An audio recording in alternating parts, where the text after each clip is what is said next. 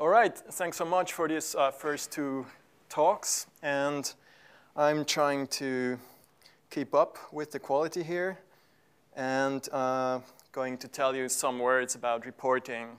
So we've seen a lot of people actually use xlwings for reporting, and that's why we dig into that issue a bit more and came up with a new framework. But let's do one thing after another. So this is my agenda here. We'll start with the mandatory but why question, make our way through some alternatives that we could use for reporting that are also quite popular. We will quickly look at the kind of alternatives to xlwings. And then we, going to more like the core of it, whether you do the reporting in code or in a template. And then we're going to see like how people do reporting actually these days from our own user base. So how are people using xlwings for the reporting? And then why and how is xlwings reports, our new package, actually going to help in that process? But before we get there, real quick, I wanted to introduce ourselves. So we are a very small team, and we are all up for innovation around Excel. And in fact, we're so small that the whole team made it to this meetup tonight. So we have Björn here, and we have somewhere Pablo down there in the room. So the whole team is in one spot for once. And by innovation, we actually mean two things. We have two main solutions that we develop. One is called Excel Trail. In past meetups, we kind of touched upon Excel Trail. Excel Trail is basically a GitHub for Excel. So it's like GitHub, but unlike GitHub, it understands your Excel files. So it gives you the content of your formulas and your sheets. It gives you the content of your VBA code. And most importantly, it allows you to diff or compare the different versions of your spreadsheets. And so in that way, it just treats Excel as just yet another programming language. And the other tool is obviously xlwings, the tool that gave the name to the meetup here. There's some evolvement here ultimately because so far we've only had xlwings, the open source library. And going forward, we actually built some commercial libraries on top of that. This is actually an attempt to finance the open source version. So by open source, the CE, the community edition, is what we've just been calling xlwings so far. And hopefully these commercial additions will help us to drive forward the maintenance and further development of the community edition. Obviously, we're going to look into reports at the end of this presentation. The xlwings Pro version is at the moment basically a direct support channel. So instead of having to open a GitHub issue and hoping, for us to get the attention, you can just email us directly. And usually, like if you need a fix, we will provide that within a few days. And on top of that, we also keep on supporting Python 2.7 for the poor souls that are still stuck on 2.7. So that is what we provide on the Pro version. But hopefully going forward relatively quickly this year, we'll add a few functions, extra features that make it a little bit more interesting even. All right, so why would you ever use Excel for reporting? So we made a survey at the beginning of last year about how users were using xlwings. And funny enough, reporting was the top answer. And so multiple answers were possible, but amongst other things, reporting seems to be a very popular thing. So that kind of got us thinking a little bit. And then one day on LinkedIn, I got an email from an analyst at State Street, and he was basically telling me that just by switching away from his VBA pivot table data connection into Python, he was actually, cutting off like 20 hours of reporting every month. And I thought that's also pretty promising. Needless to say, he does a lot of reporting, right? So they have a lot of clients and a lot of funds and a lot of share classes per fund. So there's a lot going on. And then I further moved on. I had a coffee with one of the existing xlwings users, actually the head of investment analytics from the Credit Suisse pension fund. And he was also telling me they will they want a better, easier way to use xlwings for reporting. And so basically, my first answer to that was, but why are you not using, for example, an HTML framework? Why are you not using Plotly Dash? That is also very, very popular these days. And they even have, for example, such a financial fact sheet online, so there's even a sample code. But the issue there is that business users kind of very seldomly, or let's say the analytical users who are responsible for the reporting, are very seldomly very good friends with CSS. So like if they have to dabble around and make it look like the corporate colors, or if they have to, kind of hack the data before it gets printed under a lot of time pressure, then HTML and CSS is just not like the standard analyst's best friend. Then we've got another excellent framework, another alternative that we could use, and that is called ReportLab. It's a Python library which produces PDF files directly. And the issue there again is, so I was told, and I can completely see the point, is that it's just yet another framework. So it's another tool. You have to learn the syntax from scratch. I copy-pasted one sample from their documentation. So like, for example, to produce this little table here, which is formatted, basically that's the code on top of how you would do that. So you would have to learn how the document is laid out. You would have to learn how to format this. And you pretty much format your report in Python code. So that is also, if you have the time to learn it, that makes sense. If you're stressed, if you want to build something on the technology you already use, then that kind of is a harder bet. And then obviously the alternative number 3 we have here is traditional full-blown business intelligence platforms. And there's tons of them, really. Some of them we've heard Power BI before, or we saw it before on one of the slides. They're like very popular these days. But I think one of the issues I hear often from our users is that they just come at a very steep price tag. So that sometimes is actually an issue.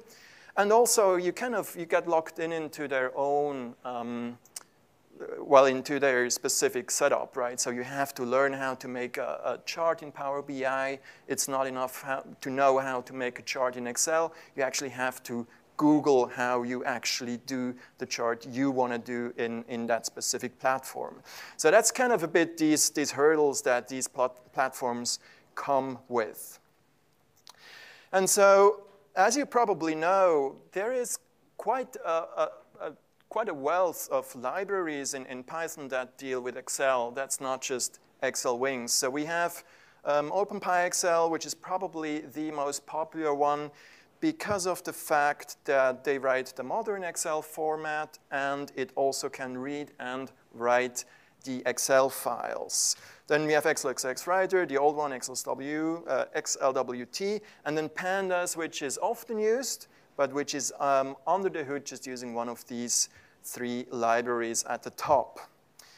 So what are the issues, or why would you not want to use those libraries? So one issue is that the traditional writer libraries, xlwt and xlsx writer, you would have to do all the formatting in Python itself. And we will, in just a minute, we will see an example, and that can be pretty involved. So it's actually read a lot of code for some formatting. And then only really OpenPyXL is capable of actually editing a file. And as far as I understand it, it doesn't really edit the file. It just reads out the original and then applies the formatting to a new file it is writing from scratch. And the limitations there are that it doesn't cover everything. So like, for example, if you have a title in a chart, or if you have like a data table in a chart, it just drops them because, well, it has not been implemented. And so sometimes if you do reporting, then probably these details are important, so you probably want to have your chart in the way that you format it exactly in that way and not like a pixel off. So that may be an issue if you hit some of these things. And then lastly, none of these can actually write to an XLSB file. I personally don't think there is much of a use for XLSB in reporting, but needless to say, people do it. So they hit that roadblock when using the writer libraries. But if the writer libraries actually do serve your purpose, so if they cover your use case, then they are absolutely fine to use. They're actually even better to some extent because they are better scalable, and you can actually run them on your Linux server. So that's a very good thing. So if they do all the things that you need the reporting to do, then please use them. They will serve you good. On the other hand, they do have some of the shortcomings that the standard xlwings open source library has too. And we will look at these issues in just a few slides.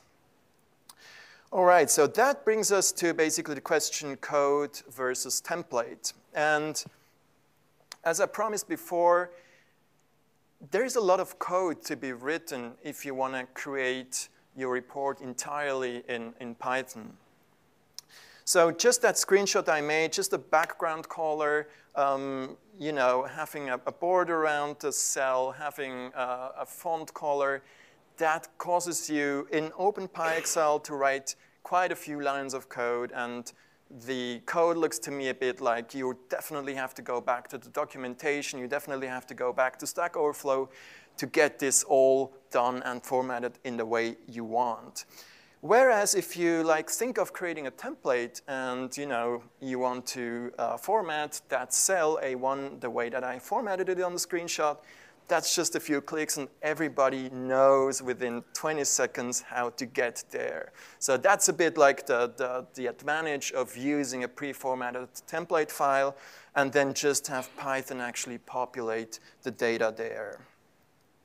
Yeah, so to conclude here, designers are just, not developers, and developers are often not designers. And so that's very, using a template is a very good way to actually split these two tasks. And that is indeed the way I believe most of the users who use xlwings for reporting are actually handling it. So they create a template in Excel, they format the tables and everything, and then they just use xlwings and Python to fill the gaps. And so this is really as basic as you can get. So you have your workbook object in xlwings, you have a data frame, it's almost always a data frame, a pandas data frame, and then you just use xlwings and assign the data frame to a pre-formatted section. And that's kind of where it ends. That's the classical way of doing template-based reporting with xlwings. Now, the obvious issue with that is that every time you change the template, you need to go back to your Python code and adjust the Python code. So, you insert a title, and all of a sudden you don't write to A1 anymore, but you write to A3. And this is okay, like if you have a small template and if you do both of the things, if you do the report and actually also the Python code. But I guess as soon as you're like the developer and you have the business user coming back to you every second day requesting a change, it probably starts to get a little bit awkward.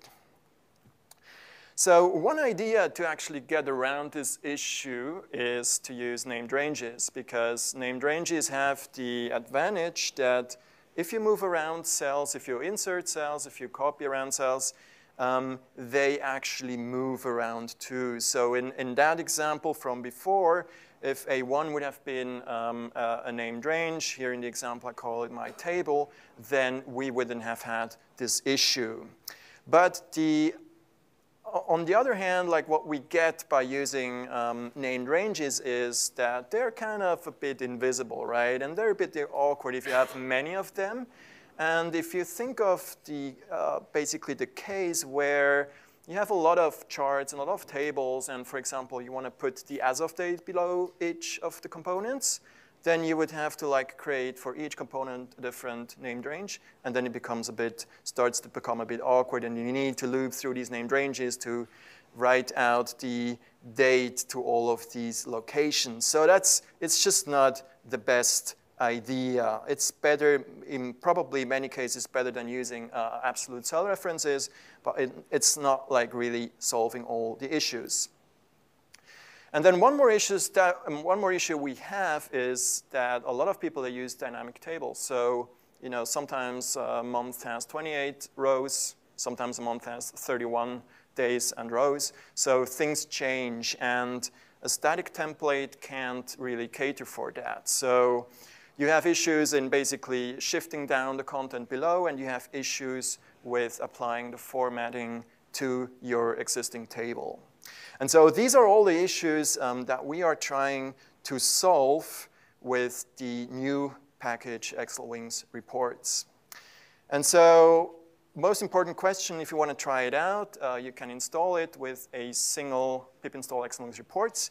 Well, you will have to get a trial license key under xlwings.org/trial. Homepage is down here, /reporting.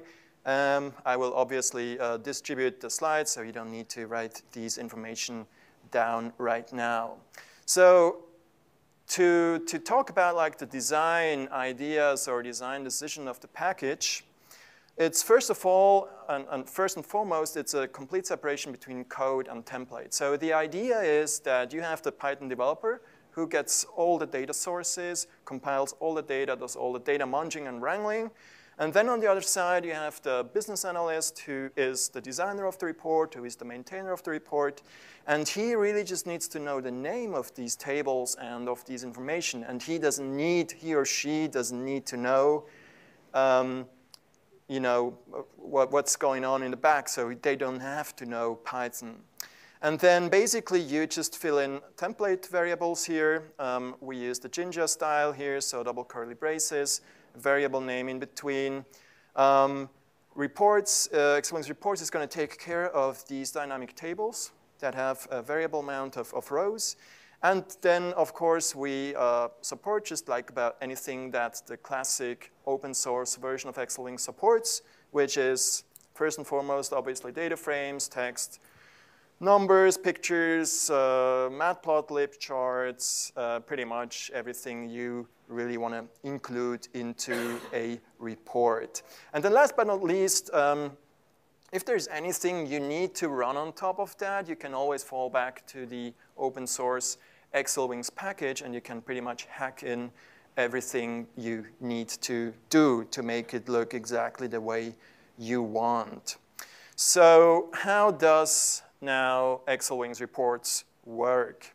So basically, it's just one magical function, which is called create report. It accepts a template, path to a template. It accepts a path to your finished report. And then you just stick in all the variables that you are using in your template. And so you go into Excel, and then, you know, wherever you want to drop the content of these variables, you just write the name of that template variable in curly braces, and that's pretty much it. Which leads us to a little demo to see how things are working out. So to get a very easy start, I'm going to make that slightly a bit bigger. So this is pretty much that that hello world sample. So you see it's just a data frame. I've got a matplotlib figure, and then some, like an image, some numbers here. And I have got the template in here, which looks like that. So let me do that a bit bigger too. So you see I've got here where my logo is supposed to be appearing. I've got here where the matplotlib chart is supposed to be appearing. And then I've got basically like a pre-formatted table. So I've got a header row, and I've got a sample data row. And this is from the data frame called performance data. And so here you can also use plain text. And within your plain text, you have the variable substitution here that is going to be replaced by xlwings reports. Then I was mentioning the vertical alignment, the vertical dynamic tables. To make them work, you do mark your vertical containers as frames. So basically, the first frame, the first vertical container starts here, and then just moves on until it hits the next frame marker. So we've basically got two columns where things are aligned vertically. But everything, I guess, will be a lot clearer if I just run the code, and you can see how this will work. So let me run these cells. And as you can see, it just creates a copy of the template and then starts to fill in basically those variables. So you can see that the table was pushed down, was extended, including the formatting. And we have placed our matplotlib chart. We've placed our logo here. And that's pretty much about it. And so now when your business analyst comes and he wants to go, he wants to do some stuff, so he can just say, OK, I want my logo like appear in the other place too. And after you run it again, then it will, well, OK, appear probably, yeah, appear in that place too. So that's like how easy it is to just manipulate and change your report template without having to go through the code. But that was just basically a world sample. Like in the real world, you probably don't really want the business user to touch the Python code altogether. So we'll just make that disappear.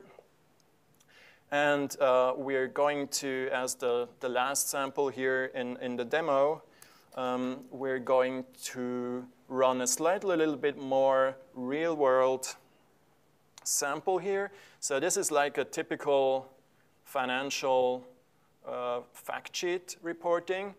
And the business user would really just go here, click on Run Main, and then the report would basically be done in the back and come up, and he or she doesn't really have to know anything about Python. So you can see you can actually do some pretty good-looking fact sheets here. You can then print them as a PDF, and they are pretty much ready to be sent out to your clients. So like that's really how easy it is to do all this this formatting and reporting just within a simple template here.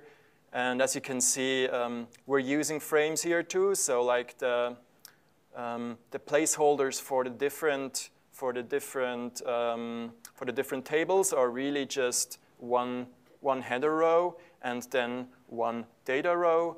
And xlwings reports is then basically doing the rest and extending those tables and moving everything below that. And that's pretty much it. As a last comment, I would like to mention that you can also include SVG files in your report here. So that makes sure that you have a crystal clear picture of your logo, for example. On Windows, I found there is a bug in the drag and drop, so make sure to insert and then actually look for that SVG file. But that's pretty much available in the more recent versions of Excel, and that definitely has a big impact on the quality of the pictures that you include.